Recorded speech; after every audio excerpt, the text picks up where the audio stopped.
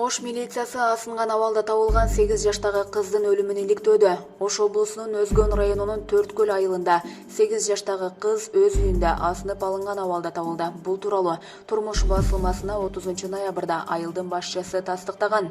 Кыз 4 бир тууганын экинчиси болчу. Апасы мугалим.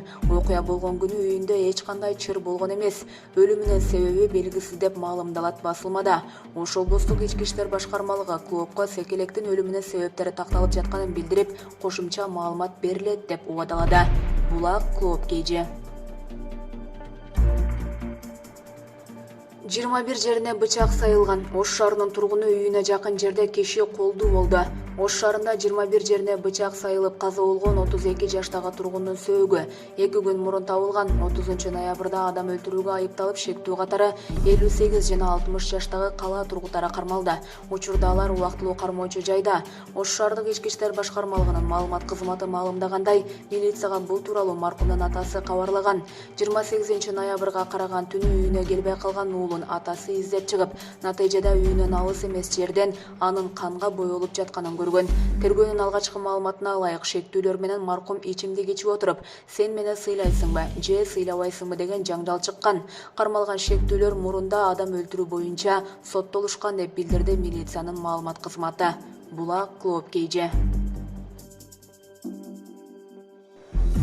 Финпол Сарпашев эйлик кылган 530 гектар жерди мамлекетке кайтарды. Мурдагы вице-премьер Тайырбек Сарпашевге карата ачылган сотко чейинки өндүрүштүн алкагында ал эйлик кылган 530 гектар жер мамлекетке кайтарылды. Бул туурасында экономикалык кылмыштарга каршы күрөшүү кызматы билдирди. Маалыматта учурда Финпол тарабынан Сарпашевдин мыйзамсыз байыганы туурасындагы иш иликтенип жатканы белгиленет. Тергөө учурунда экс-вице-премьер өз ыктыяры менен мурда өзүнө өткөрүп алган Жайыт багытындагы 500 гектар жерди мамлекеттин балансына берүү ниетин билдирди. Мындан сырткары Токтогул районундагы жакын туугандарына катталган 30 гектар сугат жерди кайтарды деп айтылат маалыматта. Ошондой эле бир жуманын аралыгында жогорудагы белгиленген жерлер Токтогул районунун Торкен айыл өкмөтүнүн балансына өткөрүлөөрү айтылат. Финполдун маалымат кызматы сотко чейинки өндүрүш уланып жатканын белгилеп, иликтөө аягына чыга электигин эскертти. Булак Спутник KG. Батукаев иши. Жогорку сот өкүмдү жокко чыгарып, ишти кайра кароого жөнөттү. Жогорку сот 30 ноябрда Крем Төбөл Азиз Батукаевдин абакта мыйзамсыз бошотулушуна байланыштуу ишти кайра кароого Бишкектин 1-Май райондук сотуна жөнөттү. Бул тууралуу 30 ноябрда Азаттыкка мурдагы президент Алмазбек Атамбаевдин адвокаты Замир Жошов билдирди. Анын айтымында Атамбаевди үй камагына чыгаруу же абакта калтыруу маселеси райондук соттун 1-отурумунда каралат. Биз жогорку соттон төмөнкү инстанциядагы соттордун өкүмдөрүн жокко чыгарып, ишти кайра кароого жөнөтүүнү суранганбыз. Жогорку сот биздин өтүнүштү канааттандырып, өкүмдөрдү жокко чыгарып, ишти кайра кароого районго жиберди.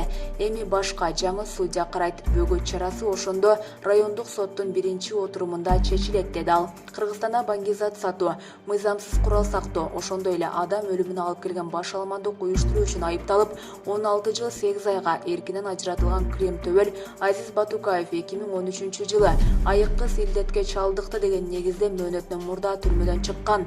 Ал атайын коштоо менен Бишкекке жеткирилип, Орусияга учуп кеткен.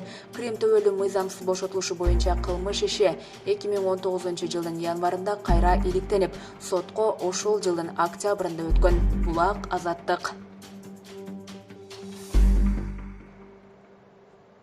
Коронавирус пандемиясы жакын арада токтобойт. Коронавирус пандемиясы жакынкы айларда токтойт деп күтүүнүн кажети жок. Бул тууралуу Дүйнөлүк саламаттык сактоо уюмунун Россиядагы өкүлү Мелита Вуйнович билдиргенин Известия басылмасы жазды. Коронавирус пандемиясы бир нече айда бүтө калчу нерсе эмес. Бирок аны жеңүүгө аракет кылышыбыз керек деген ал. Вуйнович иммунитеттин деңгээли жетиштүү болгондо гана пандемиянын мизи кайта турганын божомолдогон. Ошондой эле коронавирустун вакцинасы жакын арада даяр болуп каларына үмүт артып жатканын кошумчалаган.